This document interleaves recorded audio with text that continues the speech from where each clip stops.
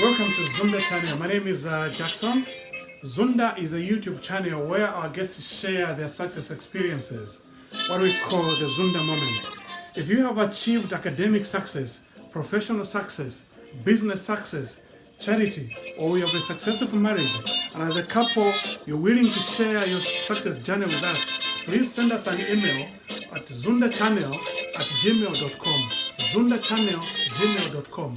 We believe your success story is so powerful and can help somebody, particularly young people who we work with. Also, don't forget to subscribe to this channel so that we can notify you. Right on the below here, there's a button. Click on it, please, or tap on it so that we can notify you when your new videos are available. Thank you so much for watching. Stay tuned for today's guests.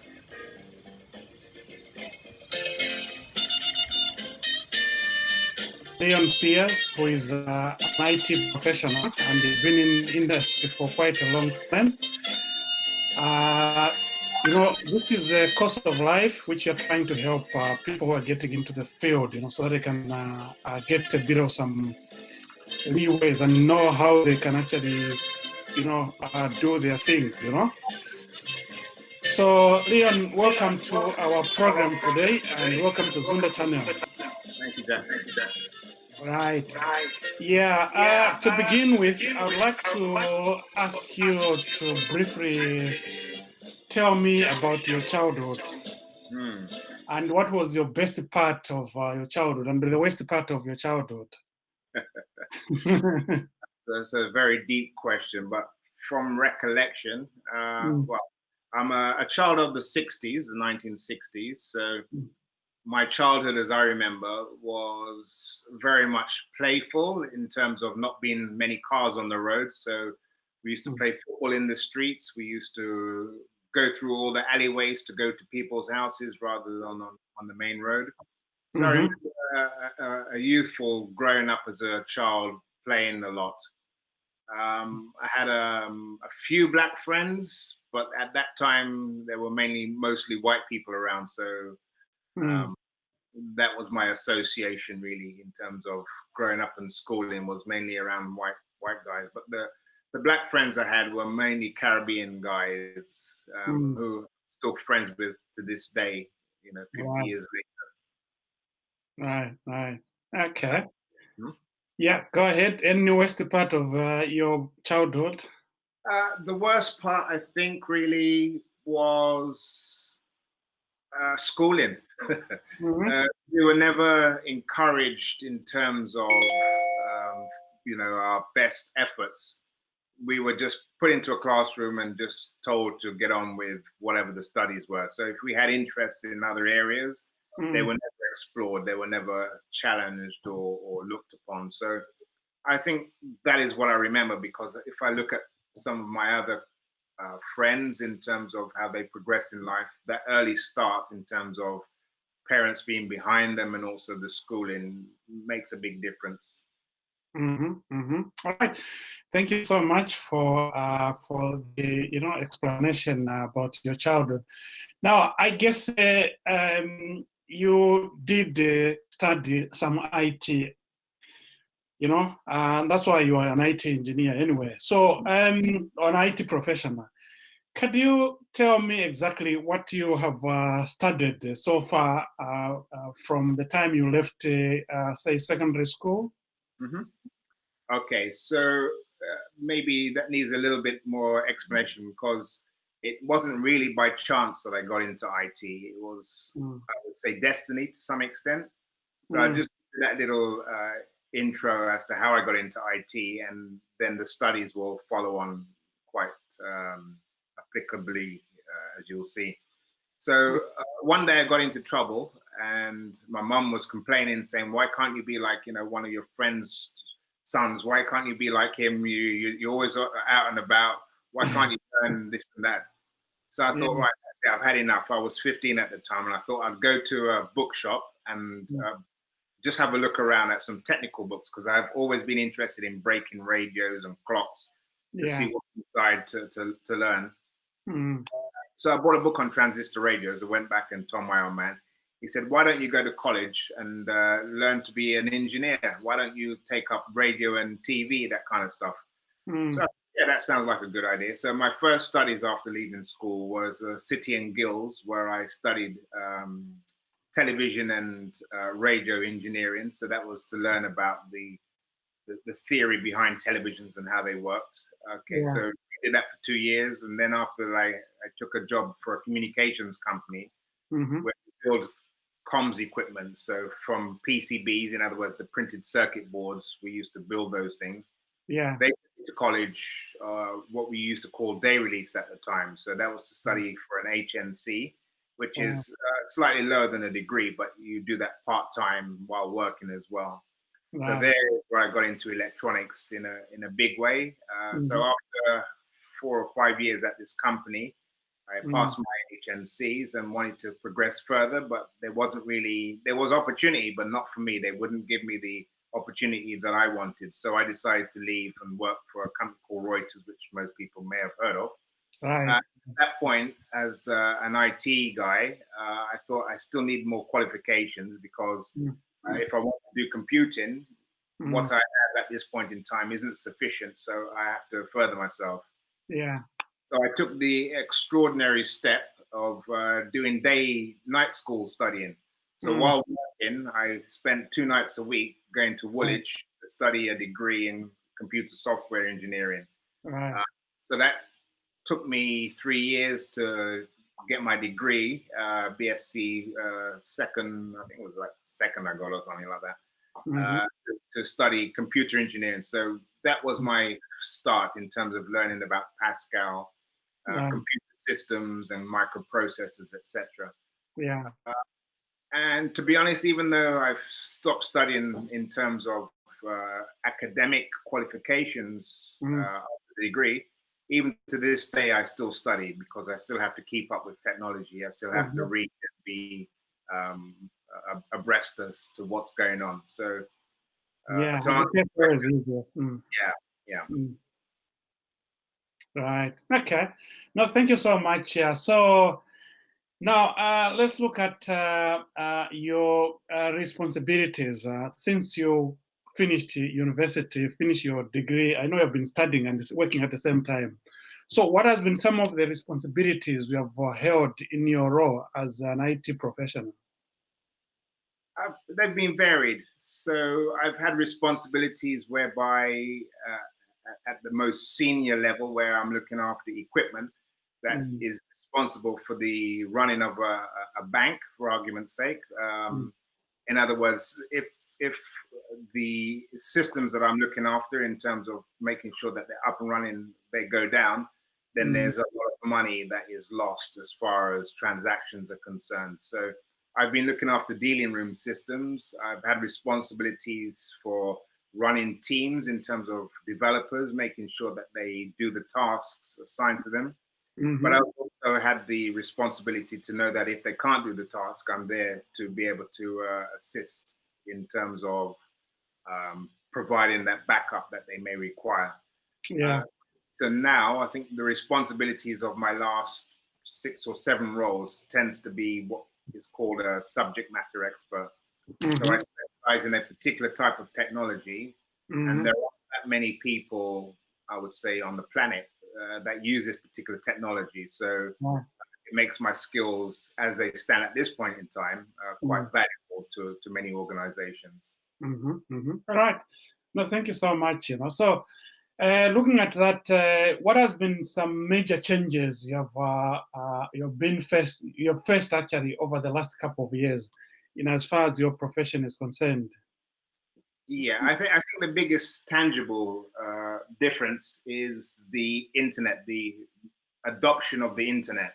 So Mm-hmm. for instance, when I first started working, everything was done via a CV. In other words, you would have to send a letter and a covering letter and a CV to the agency or the company concerned, Mm-hmm. and everything was done via correspondence. There was not really much email that was going back and forth. So if Yeah. you want to change your job, you'd have to wait for the email to, for the letter to arrive in the post. Yeah. Got the job. The Yeah. other big thing I've noticed as well is the decline of manuals in terms of printed material. back in the day, everything was in book binders or documents that you would have to read and understand that documentation. Nowadays, everything is on the net for you to understand. And I think the other thing is, as I say, that the higher up you get in the profession, the more experience you get, and people tend to treat you a lot different. So the pitfalls and the challenges I had when I was younger are now no longer, an issue. So yeah, they're no longer hurdles, sure. Yeah. Right. Okay. No, that's good. That's good. As always is actually, particularly in IT, there are quite a lot of challenges when you're on the lower bottom of the, the ladder. Well, I should just paint one more picture for you because it's not widely known. But when I started IT way back in the 80s, there were no black people in IT. So I was one of the first persons to actually work on a dealing floor, where dealing floors were huge spaces with a lot of desks that these traders would work. And I had to go down and fix their monitors or their terminals. And as I said, there were no black people. If you saw any black people, they were cleaners or cooks. And it was very daunting, to be abused sometimes by these people. They didn't give a damn about your color in terms of how your feelings were, but they would say things that would in most people make you want to quit. But, these are things that you have to pass through. The challenges of the profession, actually. Yeah. Of course. Yeah, and also probably the environment you find yourself in. Sure. Yeah. Okay. No, that's good. So, so far, looking at what you've just explained, what has been your greatest success? Particularly in your profession. I think the biggest. There's been many, but I think the most memorable is perhaps working in Finland. Excuse me. So I had a contract role in the UK at the time, and an agent rang me and said, "There's a job working abroad. Are you interested?" And I said, "No, I'm not interested. I'm quite happy doing what I'm doing." So he said, "How much money would it take for you to go?" So I just said a stupid figure, thinking that that would keep him quiet. The next day he rang back and he said, "Yeah, the client will pay that." So I said to the wife what had happened. She said, "Go."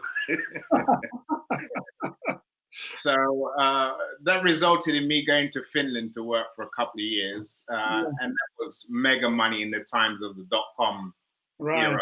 Yeah, it was a footballer basically. So for money, it was great. For lifestyle, it was great because they put us up in a hotel. We even had our own apartments. We were flown to and from work every weekend. We could fly home.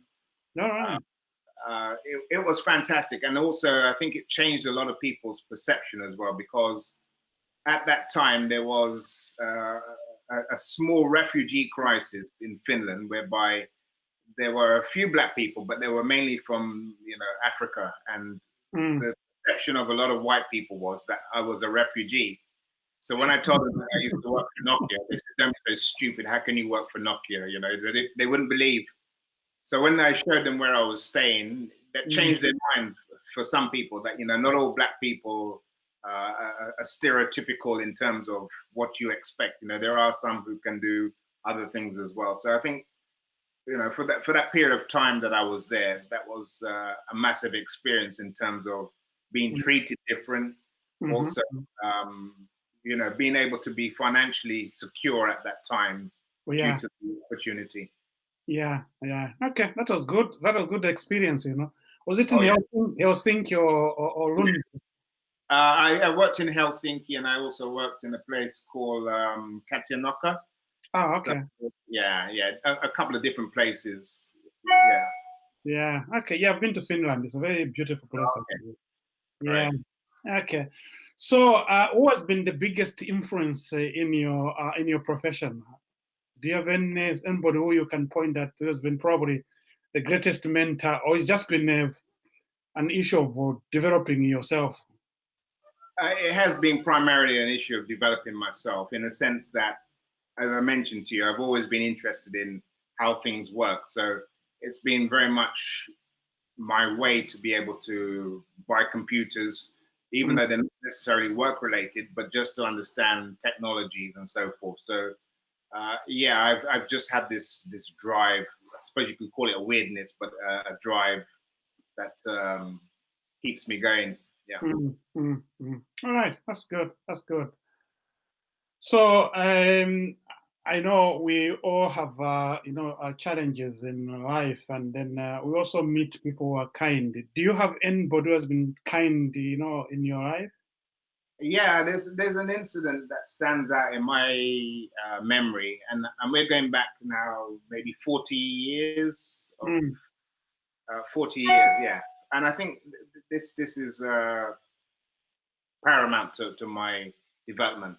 So I was 18 at the time, working, as I mentioned to you, at this communications company, and I used to work with some contractors. I was living at home, and I got on really well with these guys. And I said to them, they said to me, "Why don't you go and travel? Why don't you go and see somewhere? You know, you're 18, you're still living at home, you haven't done anything with your life. Go and travel." And I said, "No, I can't do that. My friends don't want to go." So they said, "Well, why don't you go by yourself?" I said, "No, I can't do that." I was, I had no confidence at 18, still living at home. I had no confidence. But over a period of time, maybe a few months or whatever it was, they kind of made me realize that, well, yes, I could do this by myself. And I really think it's not necessarily work related, but those guys took enough time with me and showed me that there's a bigger life just outside of where you are. Traveling would be the best education you can get outside of schooling. And I took their advice, went away, and as I say, that's why the traveling bug has lasted so long, because from an early age I understood what they were telling me. It's a big difference in terms of how you interact with people and your experiences as well. Exactly. So, yeah, I put those guys down as my big influence. Right. Okay, that's good. That's good. That's good. So, which parts of the world have you traveled so far? I think nearly every continent. So I've been obviously a lot around Europe in terms of work. Germany, France. I've worked in Finland, as I said. I've been to Sweden, Denmark, many countries around Europe. I've been to Thailand, Singapore, again through work. I've been to various parts of the States, some work, mostly pleasure. And I spent a lot of time in South America, traveling around there extensively. So all right. a period of time in my life where I was just besotted with a place called Guyana. And I would constantly be in Guyana, stop my work just to go to Guyana for a couple of months. Now to this day, well, the Guyana I don't do so much, but I spend most of my time where I can in Barbados. So yeah, that's another place. But yeah, I've been to a lot of countries, but obviously we're talking over a number of years, and I'm fortunate to do a lot of it with work. So it's good to see how people live and also work at the same time, their experiences. Yeah, I like that aspect actually. I'm a traveler myself, together with my family. So we have done a lot of traveling as well around the world, actually, different countries. Okay. So, yeah, there's a big lesson that one learns from traveling. Yes, definitely. Yeah, and you stop judging people from what you see, what you hear on the news, and so forth. Correct. Yeah. So. And how it's transpired as well. So as I mentioned to you, I've been to these places, but also as a family, because I have two sons, they've traveled also to a lot of the places where I've worked. So much so that my eldest son, who's 30, I think he is, roughly about age, he's just recently come back from a year's travel through Africa. He went to a number of places around there, and also the Far East as well. And my younger son, who's 28, he's currently in Australia. He went through Thailand and so forth, but he's living and working on us in Australia. He just picked up one morning a year ago and said, "I'm going to go and travel," and that was it. He's, and it's great to hear their experiences as they traverse around the world and to hear it brings pride. It brings a lot of satisfaction that they're also free spirits. Exactly. That's exactly what we have done as well with our sons. I've got two sons as well, you know. So we have traveled with them to Canada, Australia, the US, South Africa, Dubai, Abu Dhabi, you know, New Zealand, you know, and all these places. We've gone together, all of us as a family, you know. Yeah. My bigger son is now 24, you know, and his medics is in London. He works in London, you know.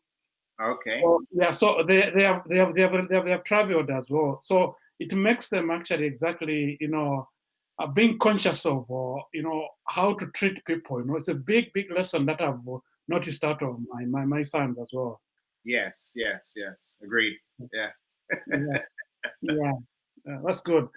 So now coming back to our question, when in life have you felt mostly alone?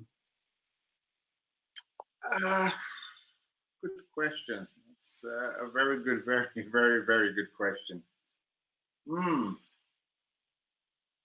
Uh, oh well, I think really I can put that down to work situations. So there's been times I can't exactly remember a particular contract or the era, but there has been times where I've taken a role. Mm-hmm. Oh, well, yeah, I actually do remember. So I've been working in Germany a couple of times, Yeah. taken on the role, and didn't have a clue what I was doing, and thought to myself, "Why am I actually here? You know, I can't do this work." And the self doubt Mm. and really not knowing what I was doing. Yeah, so I think on those occasions, because you know it's just a matter of time before the client knows that you don't even know what you're doing. So and then obviously when you get fired, it's not a nice feeling, and it's a very low situation. But you bounce back, and that's all Yeah. part and parcel of it. So yeah.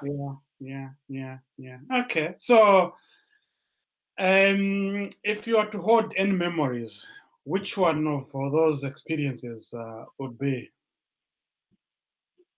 Well, I think of what I've recited to you, I think it's going to be the Finland experience, because it was a prolonged period of time and it was just great fun all the time. It was total fun, real good fun. And the family were able to experience some of that as well. So I Yeah. think from a work perspective, that would be it. You know, traveling Guyana has been amazing as well, because that's probably the best place on the planet that I've been to. So Oh, yeah, I would say. nice to know. Actually, I think yeah, we haven't been to South America, you know. So yeah, maybe you know after COVID, we might consider that. Yeah, it's not what you expect. So don't think it's going to be a plain sailing. It's very much jungle and um, rural communities, but it's beautiful. You know, it's nature at its best. Right. Okay, that's good. That's good. Now, looking at your success in your career, do you associate this to any belief in a religion of some kind, or in God, or just been, you know, your own hardworking? So, do you have any religious affiliation or anything? Okay, so if you had asked me this question Mm, 2 years ago, I would have said to you, "Nah, not really. It's been my own efforts." mm, But as you're asking me now, I had an experience when I went to Ethiopia, mm, and since coming back from that time, mm, maybe 18 months ago, mhm, everything that I see happening before me, I have to put it down to someone else. It's not necessarily me. mm. Uh, I would put it down to a higher being, whether you call it God or whatever. It's down to someone else. It's not just my endeavors. Okay. So if I answer your question, yes, I kind of believe there is some kind of a God. Yes, yeah. Okay. So, has there been okay, looking at, put it this way, how has been your life been different? Let me put it this way, sorry. If you did not pick up this profession, how would you imagine your life would have been? I can't say, because I've been doing it all my life, so I can't Yeah. imagine doing anything else. You know, it's a hobby, it's my work. Mm, I don't know anything else. I can't imagine. I would imagine probably I would have been dead long time ago. You know, just the cheeky nature of myself, and I don't know. I think some accident would have befallen on me, but this has kept me very disciplined and stable. Yeah. Right. Right. Okay. So, how do you want to be remembered by people who know you? Um, by whom? Remembered by who? The people who associate with you, your family, your workmates, your colleagues, or anybody who know you. How do you want actually to be remembered as? What type of a person you've been? Yeah, family. I would just think a good inspiration, a good role model. Hopefully, you know Mhm. that's the aspiration as far as the family is concerned. Mm. As far as friends and work colleagues are concerned, well, just another guy, really. You know, nothing special. Another guy. That's it. Yeah. Okay. Okay. So, do you have any regrets in your profession or in Oh, your life? yeah, of course, of course, of course. Everybody has regrets at some stage. Yeah, my Yeah. regrets are that I never looked after money. You know, I just had too much fun, Hmm.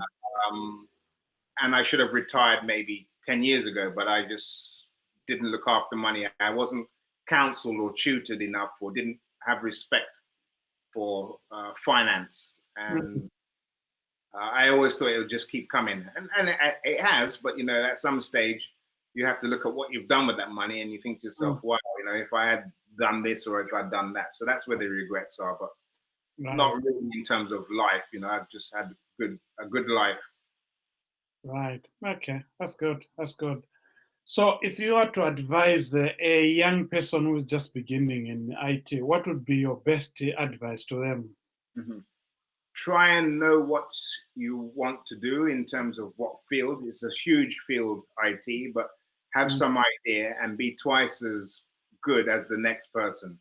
Mhm. Twice good meaning that if you're, you know, if you're going for an interview or you're going to look at some subject matters, Mm. know it inside out. Because to be honest, if you're of color, the opportunities are going to be a lot less and people won't take as much time with you. So you have to stand out from the pack. So I would say be dedicated to what you do and study. You know, knowledge is the key. Mhm. Mhm. Yeah, no, Yeah, that's very good because you see, the best equalizer in life is actually education, you know? sure, sure. Yeah, yeah. Without education, you find it very difficult, actually, you know. That's why I have spent a lot of time actually myself educating my sons, Mm-hmm. so that they are not, they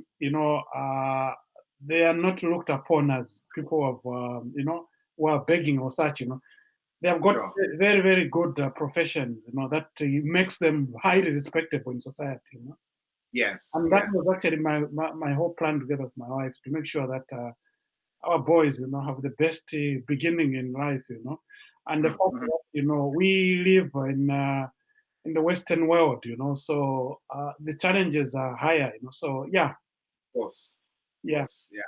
yeah. Right. Yeah. So what is your greatest passion and your hobby, I would say, as at now? Uh, my passion, most of them have been realized, but the passion I really have at this point in time is to carry on doing music. So I'm very interested in music and I take lessons in terms of musical lessons, theory wise. Mm, And I would like one day just to produce a couple of things, not necessarily for public consumption, but just to know that it's my creation. And it kind of fits in nicely with the IT stuff because I'm always looking at the software, music software, and what the computer can do to do a lot of these things like synthesizers and digital audio workstations. So that's my mm, passion. To do that here in Barbados is a dream come true because I don't have distractions, unless the wife is here at times. There are no distractions, so I can do this to my heart's content, and mm. I'm very happy. I'm the most contented I've ever been in life. Yeah. Ah, that's good. Good to know, Mhm. So you've caught Yeah. me at the right moment. Yeah, very good, very good. So on a scale of 0 to 10, how weird do you think you are? All right. So what is the weirdest number? 10 and being weird or what? 10 being weird, yes. Oh, about 8. Yeah, about 8.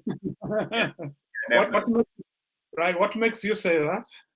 Yeah. So I remember when I was 16, 17, as I said to you, I just got into this um, I wouldn't even call it computers, this television and radio stuff. The summers, the summers as a young 16-year-old, I should have been out chasing girls, but I was in my house, in my room, in my bedroom with circuit boards and computer schematics. Sorry, not computer, mixer schematic and amplifier schematics, soldering components together to make amplifiers and so forth. So that wasn't quite normal. Then, as I say, the weirdness, because I would be on very good contracts, working for banks, etc. And then this, what, I've had enough of this, and just leave the job, off to South America, traveling around. People say, well, what are you doing here? You don't live here. I'm just thinking, well, I'm having a look. So spontaneousness makes me a little weird, and it's not what most people do. And that's why I said to you, in terms of a reflection, that's what I would have been a little bit more stable, because, the financial loss, and I even bought a house, made a house in South America as well. All those things are unnecessary. I didn't need to do that, and I did it. I bought a house. Yeah, I don't need to do that. So they're all dreams and aspirations, but they were never curtailed. Never. No one said to me, "Oh, don't do that. It's a stupid idea." I just did what was in my head and did it. So that's not normal. Right. Okay. No, that's very. Thank you so much, Leon. That's actually very good. Huh? Yeah. So I think we are now have come to the end of our interview. Unless you have got anything to add on, particularly to the young people who are beginning in the profession, or any advice, final advice you could give, please. Yeah, as I said, I think the biggest thing is to take your opportunity seriously. If you're given an opportunity, it's not a case of that you just turn up 9 to 5 for work.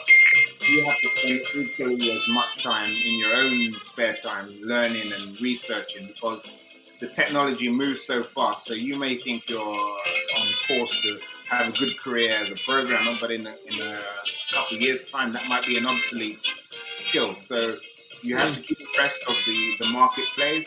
It's a very good career in terms of challenging for the mind. You don't have to deal with people that often. It's mostly machines, which means you can work anywhere in the world. But have your situation that you want in your mind kind of mapped out. Obviously, be flexible, but be determined and don't give up. That's what I would say. Yeah,